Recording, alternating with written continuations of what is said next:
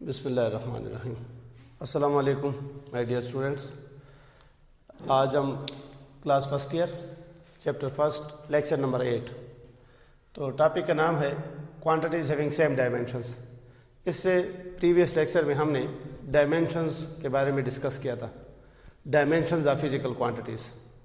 तो base physical quantities की dimensions के बारे में भी बात हुई थी, डिराइव्ड फिज़िकल क्वांटिटीज़ की डायमेंशंस के बारे में भी बात हुई थी।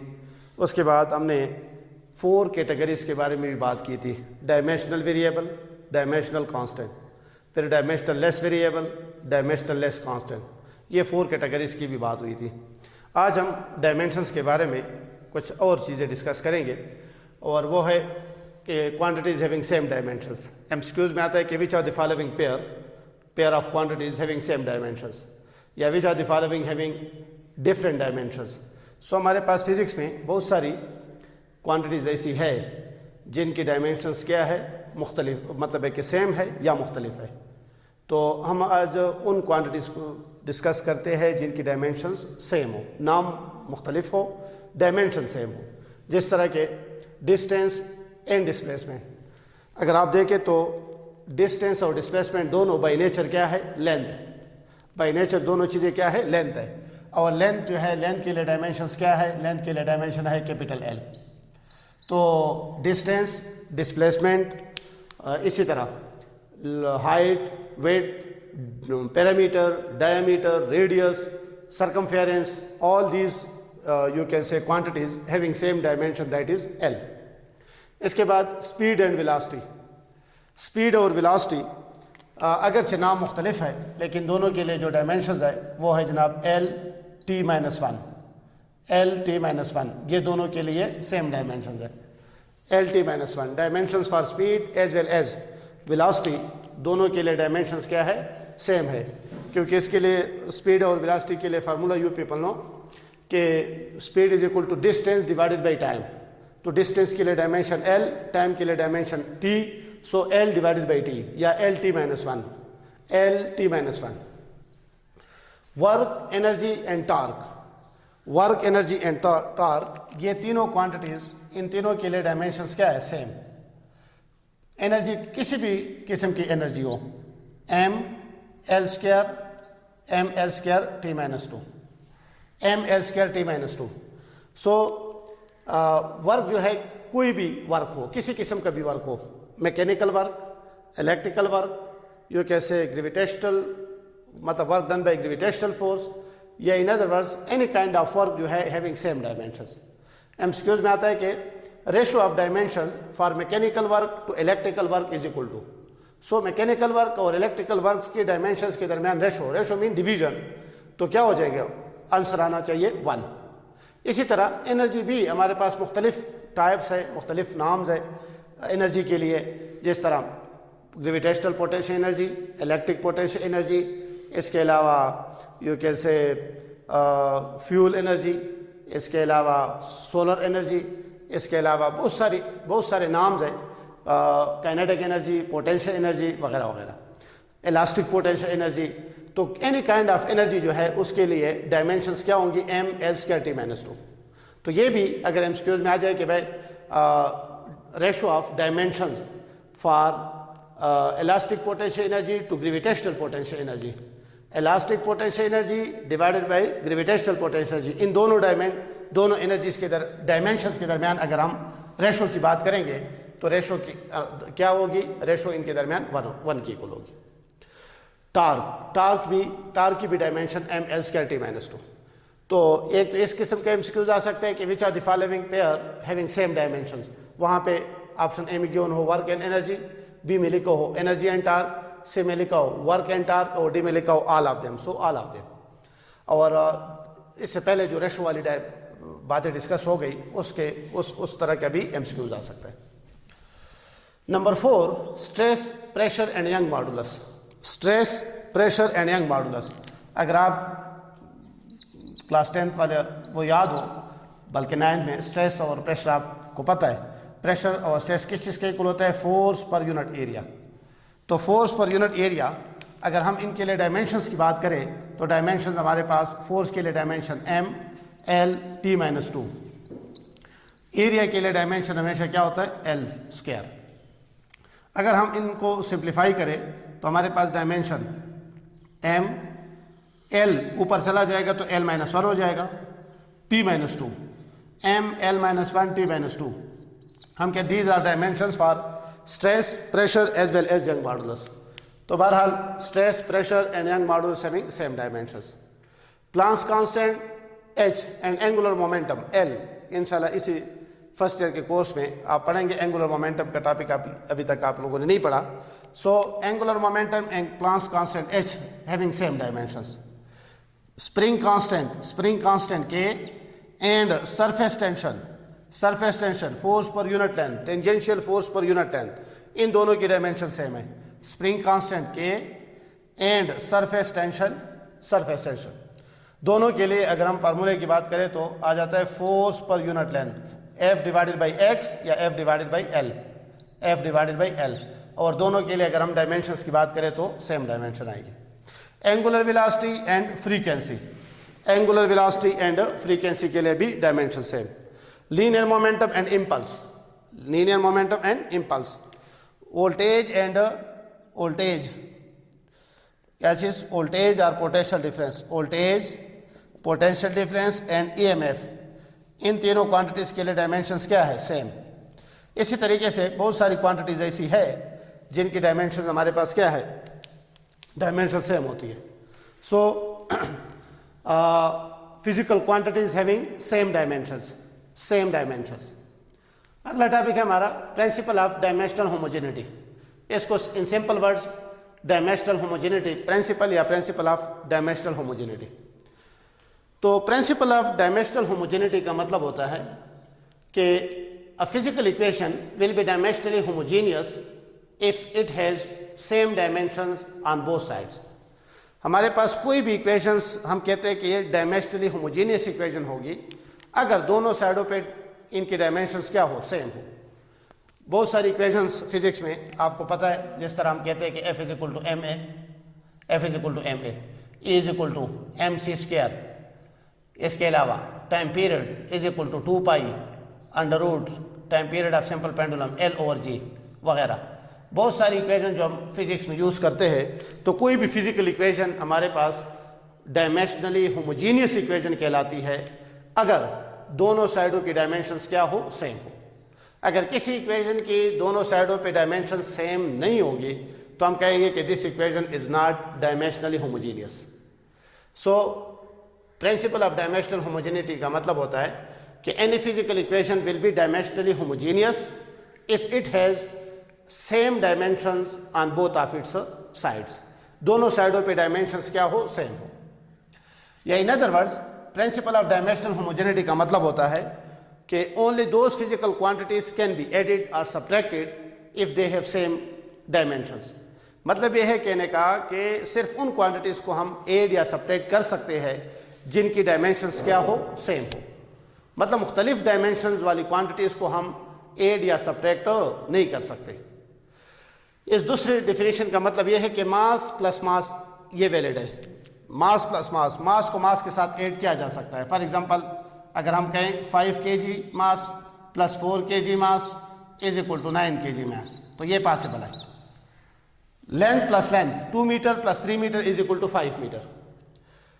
10 second plus 20 second is equal to 30 second, time plus time. लेकिन अगर हम टाइम को ऐड करना चाहें किस चीज़ के साथ, मास के साथ, तो ये नॉट वैलिड या नॉट पॉसिबल फिजिक्स में। फॉर एग्जांपल हम कहें कि 50 सेकेंड प्लस 100 kg, तो इन दोनों को हम फर्दर ऐड नहीं कर सकते, सिंप्लीफाई नहीं कर सकते। सो इस चीज़ का मतलब है डायमेंशनली होमोजेनिटी, कि भाई कोई भी मतलब प्रिंसिपल ऑफ डायमेंशनल होमोजेनिटी का मतलब होता है या तो इक्वेशन के लिए हम कहते हैं कि any physical equation will be dimensionally homogeneous if it has same dimensions on both of its sides. या फिर हम ये कहेंगे कि भाई only those physical quantities can be added and subtracted. ये सिर्फ एडिशन और subtraction, division and multiplication possible है। दो या दो से ज़्यादा ऐसी क्वांटिटीज जिनकी डायमेंशंस क्या हो, जिनकी डायमेंशंस मुख्तलिफ हो, तो मल्टीप्लिकेशन और डिवीजन पॉसिबल है, एडिशन या सब्ट्रैक्शन पॉसिबल नहीं है। इस स्टेटमेंट को अगर हम देखें तो E equal to M C square, ये एक फिजिक्स में हम इक्वेशन यूज करते हैं। तो अगर हम इसकी डायमेंशनली होमोजेनिटी देखें कि भाई either this equation is dimensionally homogeneous और नॉट, तो क्या करना होगा, लेफ्ट हैंड साइड पे हमारे पास क्या है, एनर्जी है, और एनर्जी की डायमेंशंस आपको पता है, कोई भी एनर्जी हो, kinetic energy, potential energy, gravitational potential energy, elastic potential energy, chemical potential energy, any kind of potential energy हो, काइनेटिक एनर्जी हो, केमिकल एनर्जी हो, वगैरह वगैरह। तो डायमेंशंस क्या होती है, m L square T minus two M C square. Right hand side पे अगर आप देखें तो एक्सप्रेशन है एम सी स्क्वायर। तो एम सी स्क्वायर के लिए भी अगर हम डायमेंशन निकालें तो मास के लिए dimension m, c speed of light, speed के लिए डायमेंशन है एल टी माइनस वन। अगर हम इसका स्क्वायर भी ले लें तो एम और एल का square L square, T minus one का स्क्वायर टी माइनस टू। तो आप देखें लेफ्ट हैंड साइड पे जो डायमेंशन है इस इक्वेशन के, एनर्जी के लिए जो डायमेंशन है, एम सी स्क्वायर के लिए जो डायमेंशन है, हम कहते हैं कि dimension on both sides of this equation are same. Dimensions on both sides of this equation are same.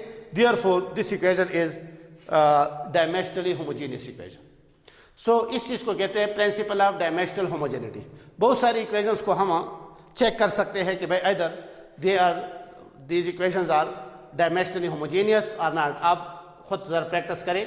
ये है फोर्स, लेफ्ट हैंड साइड पे फोर्स, इसके लिए यूनिट है न्यूटन, और न्यूटन के लिए dimension you people know m L T minus two. यहाँ पे मास और एक्सेलरेशन, इसके लिए भी डायमेंशन लिखे। तो आप देखेंगे दोनों के लिए अगर डायमेंशन, दोनों साइडों के लिए अगर डायमेंशन सेम आ रही है तो it means this equation is dimensionally homogeneous. अगर दोनों साइडों के लिए डायमेंशन सेम नहीं है तो it means this equation is not dimensionally homogeneous. हमने प्रूफ किया इस यहाँ पे कि E is equal to M C square is dimensionally homogeneous. अगर हम कहें कि भाई E is equal to M c, तो ये इक्वेशन अगर आप देखेंगे तो ये डायमेंशनली होमोजीनियस नहीं होगी। इसी तरह अगर हम कहें कि F is equal to m और साथ में ए स्क्वायर लिख लें तो ये इक्वेशन भी डायमेंशनली होमोजीनियस नहीं होगी। अगर आप इनके दोनों साइडों पे डायमेंशंस मालूम करें, डायमेंशनल एनालिसिस करें, तो डायमेंशनल एनालिसिस से पता चलेगा कि भाई this equation is not dimensionally homogeneous. तो ये तो बात हो गई बेटा dimensional homogeneity, principle of dimensional homogeneity. Applications and limitations of dimensional analysis are advantages and disadvantages of dimensional analysis. With the help of dimensional analysis, you can say ये हमारे लिए helpful भी है और किसी जगह पे ये helpful नहीं भी है। मतलब कि इसके कुछ applications भी है, कुछ limitations भी है। तो applications में अगर हम बात करें तो हम कहते हैं कि with the help of dimensional analysis, we can check the correctness of equation or formula। हम किसी भी इक्वेशन की करेक्टनेस को चेक कर सकते हैं बाय यूजिंग डायमेंशनल एनालिसिस। जिस तरह यहाँ पे बात हुई डायमेंशनल होमोजेनिटी में बात हुई कि अगर हम किसी भी इक्वेशन की करेक्टनेस को मालूम करना चाहते हैं करेक्टनेस, तो हम क्या करेंगे, हम ये करेंगे कि भाई दोनों साइडों पे डायमेंशन निकालेंगे। अगर दोनों साइडों पे डायमेंशन सेम है तो हम कहेंगे this equation is dimensionally correct equation. अगर दोनों साइडों पे डायमेंशन सेम नहीं है तो हम कहेंगे this equation is not dimensionally correct equation. So dimensional analysis can help us in checking the correctness of equation और फार्मूला। नंबर सेकेंड एडवांटेज या एप्लीकेशन है टू फाइंड द डायमेंशन और unit of proportionality constant. Physics में अक्सर हम proportionality constant use करते हैं equations में। जिस तरह ग्रेविटेशनल लॉ में ग्रेविटेशनल कांस्टेंट यूज होता है, कूलम्स लॉ में कूलम्स कांस्टेंट हम यूज करते हैं। इसके अलावा प्लांक्स कांस्टेंट, इसके अलावा मुख्तलिफ सारे बोल्ट्जमैन कांस्टेंट वगैरह वगैरह। तो ये जो प्रोपोर्शनलिटी कांस्टेंट हम यूज करते हैं तो उसकी न्यूमेरिकल वैल्यू हम डायमेंशनल एनालिसिस से मालूम नहीं कर सकते, लेकिन उसके लिए यूनिट या डायमेंशन मतलब nature of proportionality constant can be find by using dimensional analysis. With the help of dimensional analysis we can find the nature और यूनिट और dimensions for proportionality constant. Number third, to derive a possible formula. With the help of dimensional analysis we can derive a possible formula between two physical quantities, between different physical quantities. Not exact formula, possible formula.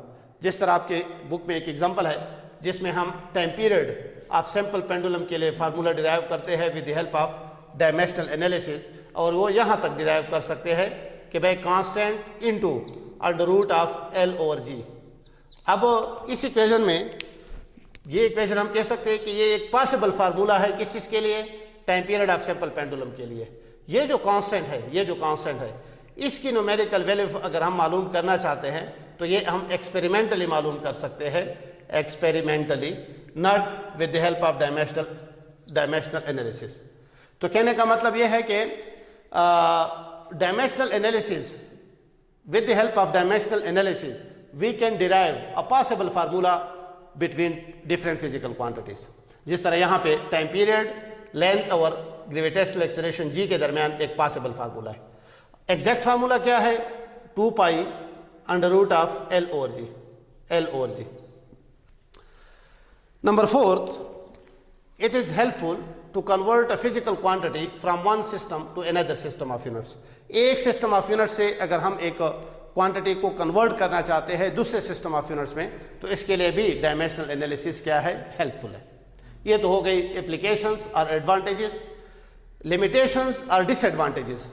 तो disadvantages ये है कि with the help of dimensional analysis we can not find the numerical value of proportionality constant. जिस तरह ऊपर मैंने आपको बताया कि we can find nature or unit or dimensions for proportionality constant with the help of dimensional analysis, but we cannot find numerical value of proportionality constant by using dimensional analysis। So dimensional analysis जो है helpful नहीं है, helpless है। किस चीज़ में, in finding the numerical value of proportionality constant। ये जो मैंने आपको बोला कि ये जो numerical value है 2 पाई, या ग्रेविटेशनल कांस्टेंट की जो न्यूमेरिकल वैल्यू है 6.67 इंटू 10⁻⁻11, ये न्यूमेरिकल वैल्यू हम एक्सपेरिमेंटली हमेशा मालूम करते हैं, लेकिन इसके लिए जो यूनिट है न्यूटन मीटर स्क्वायर पर केजी स्क्वायर। तो ये यूनिट या इसकी जो डायमेंशंस है वो हम डायमेंशनल एनालिसिस से मालूम कर सकते हैं। Number 2, can not be applied two equations involving exponential और ट्रिग्नोमेट्रिक फंक्शंस। अगर किसी भी इक्वेशन में trigonometric ratios, trigonometric functions involve हो या एक्सपोनेंशियल फंक्शन इन्वॉल्व हो, तो इस किस्म के इक्वेशंस के लिए भी डायमेंशनल एनालिसिस हेल्पफुल नहीं है, मीन्स के can not be applied. Number 3, can not be applied to an equations having more than 3 physical quantities. अगर किसी इक्वेशंस के अंदर 5, 6 या 4, 5, 6 फिजिकल क्वांटिटीज इन्वॉल्व है, तो उस इक्वेशंस को भी हम क्या नहीं कर सकते, डील नहीं कर सकते by using dimensional analysis. No information about dimensionless constant. Dimensionless constant जिस तरह पाई है, जिस तरह पेवर नंबर्स है वगैरह, तो इन डायमेंशनल लेस कांस्टेंट के बारे में भी डायमेंशनल एनालिसिस कोई हेल्प हमारी नहीं कर सकती। मतलब कि डायमेंशनल एनालिसिस यू कैन से is helpless, you can say in you can say calculating dimensional less constant, numerical value for dimensional less constant. No information about pair numbers। pair numbers के बारे में भी डायमेंशन हमें किसी किस्म की कोई इंफॉर्मेशन नहीं दे सकती। तो बेटे ये तो बात हो गई आज प्रिंसिपल ऑफ डायमेंशनल होमोजेनिटी, और उसके बाद applications and limitations of dimensions, applications and limitations of dimensions. आगे हम एक पॉसिबल फार्मूला डिराइव कर सकते हैं, ये आपकी बुक में भी है, आप अगर देख ले तो ये इसके possible formula time period of simple pendulum के लिए पॉसिबल फार्मूला कैसे डिराइव किया जाता है। टाइम हो गया, अच्छा।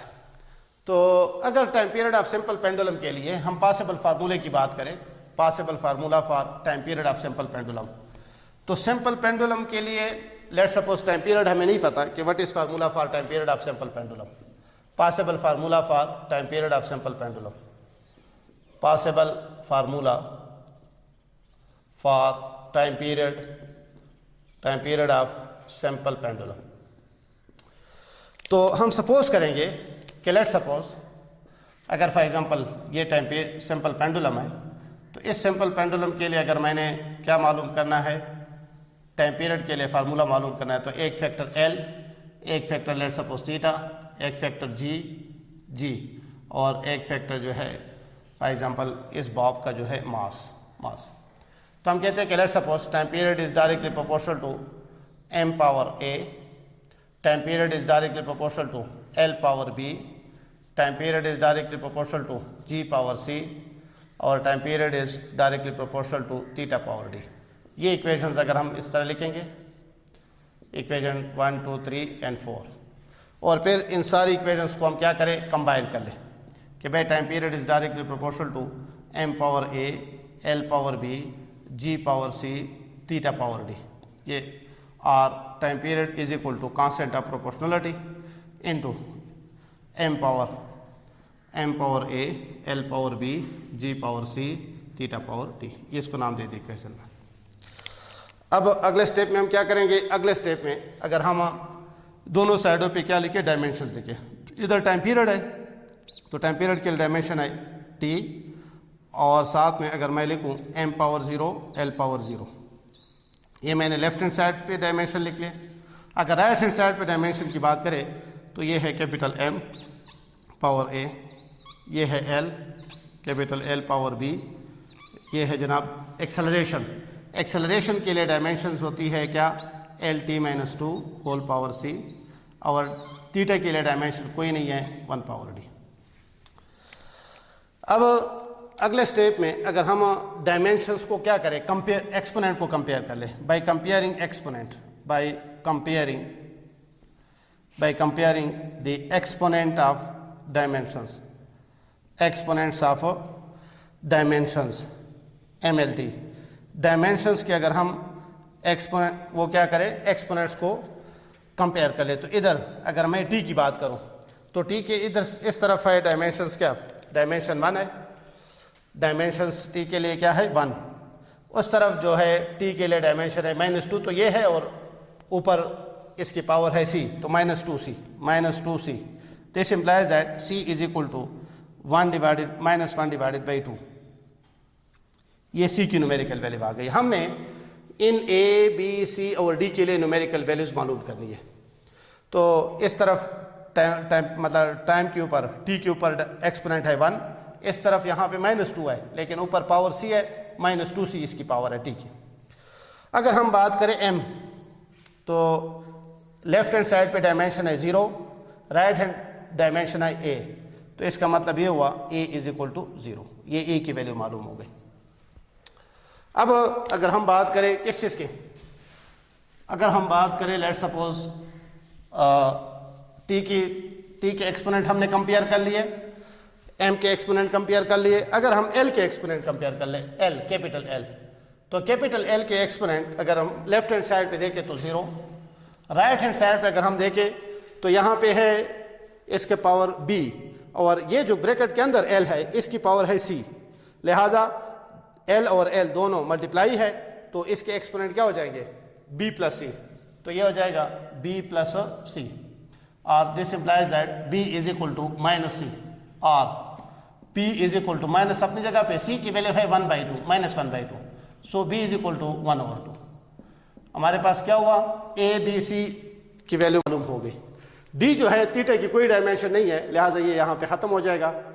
10 equation number 10 equation 1 will become time period is equal to constant अपनी जगह पे, a की मास m की वैल्यू है 0, l की वैल्यू है जनाब l के ऊपर जो एक्सपोनेंट है b की वैल्यू है 1/2, इसके बाद g के ऊपर जो एक्सपोनेंट है c की वैल्यू है -1/2, और साथ में थीटा के लिए कोई डायमेंशन नहीं है।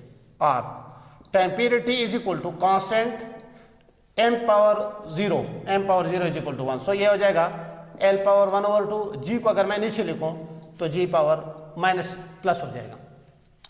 t is equal to constant into, इन दोनों को अगर मैं इस तरीके से लिखूं, दोनों के ऊपर एक एक्सपोनेंट लिखूं 1/2, और फिर t is equal to constant into, इसको अगर मैं अंडर रूट फॉर्म में लिखूं l डिवाइडेड बाई g।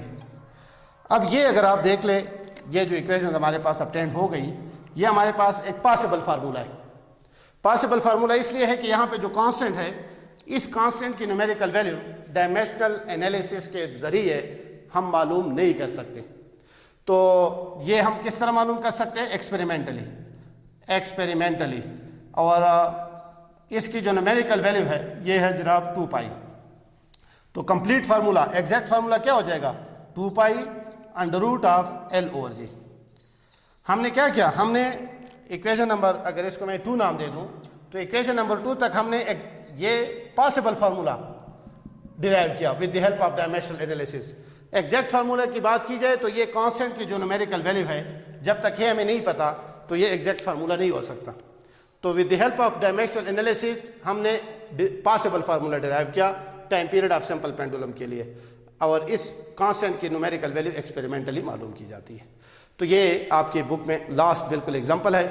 कल इंशाल्लाह हम इस चैप्टर की एक्सरसाइज डिस्कस करेंगे। Thank you so much. अल्लाह हाफिज़।